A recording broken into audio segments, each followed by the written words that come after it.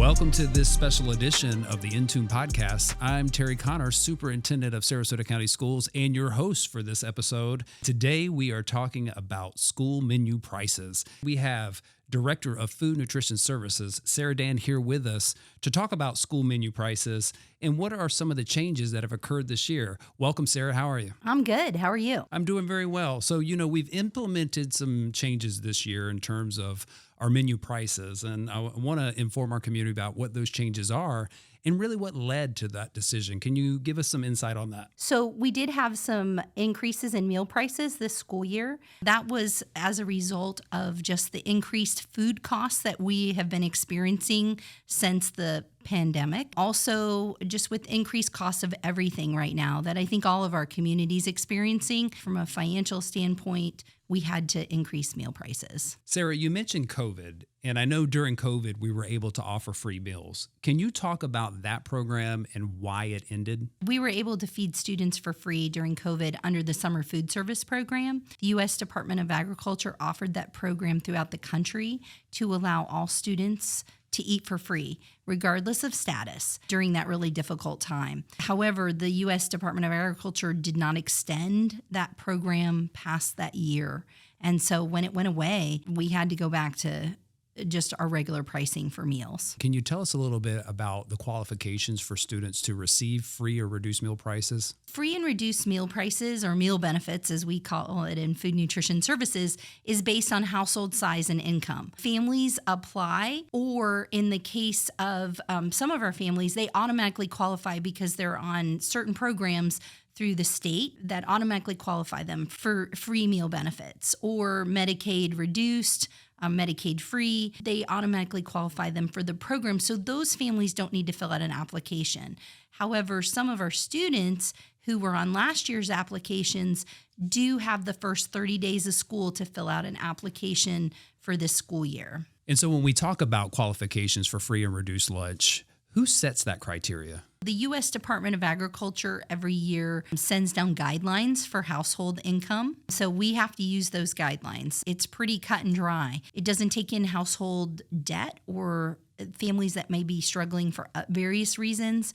So we're often aware of that issue in Sarasota and really try to work with families and connect them with community resources that are available. When you look at the percentage of students who are on free or reduced lunch, what in Sarasota County does that composition look like? It's about 51% of our students right now are qualified for free or reduced meals. However, right now we were checking the people that have reapplied for this school year. We're right at, if we were to take the families that haven't, we're right around 40% free and reduced. Well, there's been a lot of talk recently about the Community Eligibility Provision, CEP.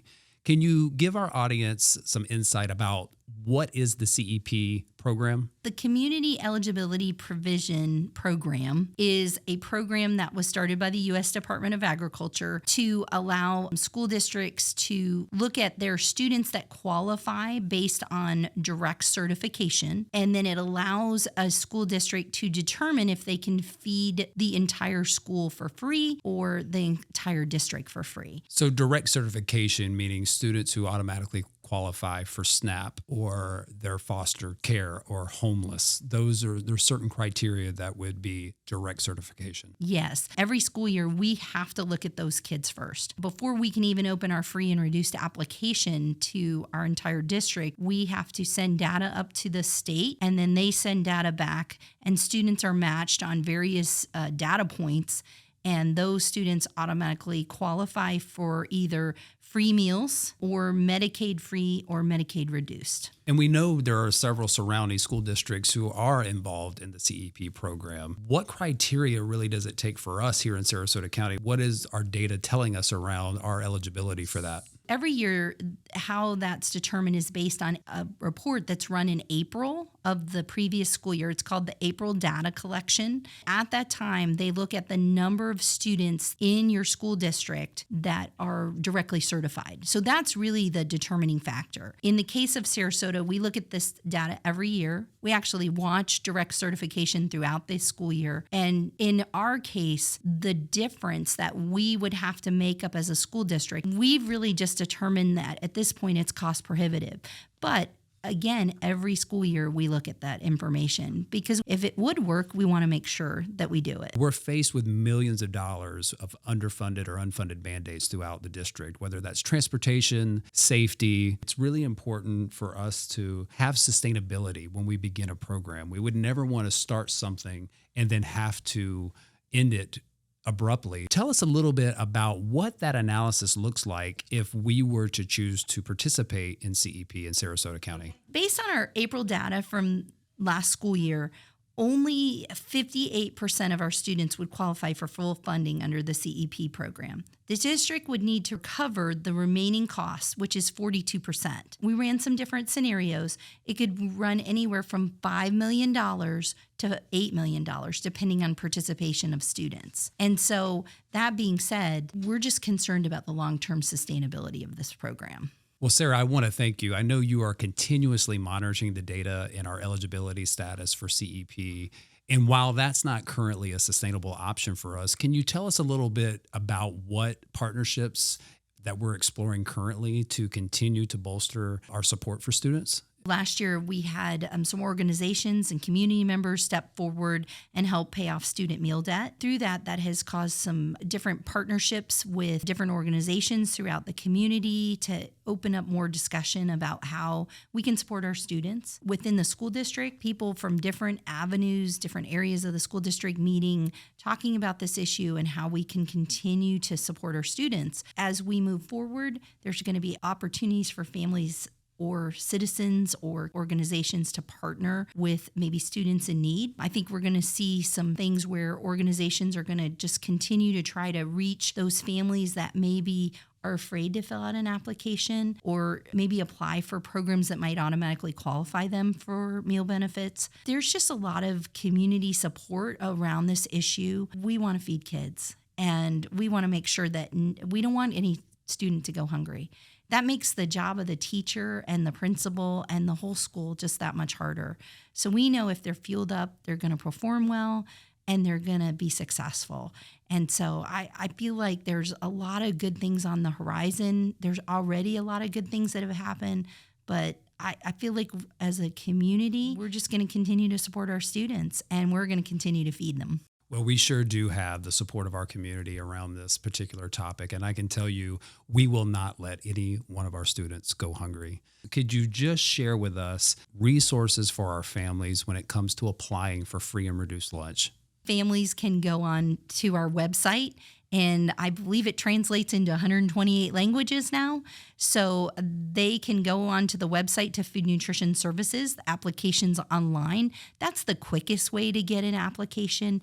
However, if a family needs a paper application, we print them, we'll get them to them. Don't forget that September 23rd is the end of the application coverage from last school year.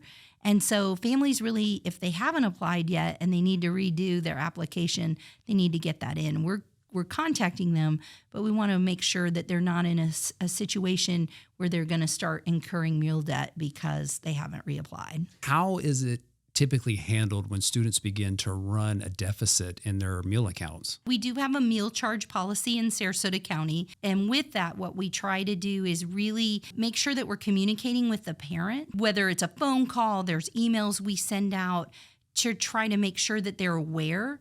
In some cases, it may be that the family hasn't reapplied and they're struggling, or maybe they're new to the district and they didn't know those resources were available. The thing that we always want to make sure that we're doing is that we're communicating with the parent, trying to figure out if there is an issue so that we can come alongside and help. Sometimes we have people who think, oh, I'm not going to qualify. It doesn't hurt to apply. There's often a concern that maybe they're taking meal benefits away from someone else. Great thing about this program is that there's not a limited number of meal benefits we can offer. Really, every family in the school district can apply. We do have quite a few students in the district that may be being raised by their grandparents. Those families may be on a fixed income, and this may give them some additional support. So we encourage them to apply as well. We do understand that there is stigma, right? When we're filling out free and reduced applications or students that are going through the lunch line and maybe getting that free meal or reduced meal and the stigma that comes along with that. How do we go around combating that so that we're encouraging students to participate in our free and reduced meal pricing? I think families don't realize that Food Nutrition Services has to protect that information. We take that very seriously. Our staff yearly is trained about how they have to protect that information. We know sometimes our families share with teachers. However, if a teacher were to identify a student status in the lunch line, we have to address that because we assure our families that information is protected. And our department takes that very seriously. If a student comes through the line, whether they put in their account number or they swipe their badge, which puts them in the system, the cashier does not know anything about their status. And one last resource that I want to just share is, those who are impacted recently by Hurricane Debby and that may have been displaced from their homes can benefit throughout the remainder of this year with free meals. Can you share a little bit about that? If you've been displaced from Hurricane Debby through the flooding, you actually are qualified to be homeless, even if you're staying with somebody. And so they would want to contact the Safe School Coalition and